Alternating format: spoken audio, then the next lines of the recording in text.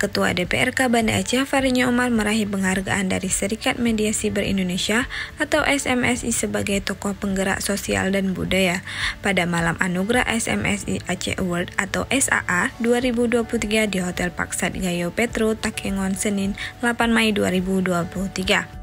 Penghargaan tersebut diserahkan langsung oleh Ketua Umum SMSI Firdaus yang turut didampingi Ketua SMSI Provinsi Aceh Aldin Nainggolan. Dalam sambutannya, Aldin Nainggolan menyampaikan SMSI Award digelar sebagai bentuk apresiasi para pelaku bisnis media kepada para pelaku pembangun yang berkiprah di bidang masing-masing. Aldin menambahkan pada perhelatan perdana ini, SMSI menjaring dan memberikan penghargaan kepada 15 entitas yang memenuhi kriteria ketat yang ditetapkan tim pansel bereputasi dari beberapa pemimpin umum dan pemimpin redaksi anggota SMSI Aceh.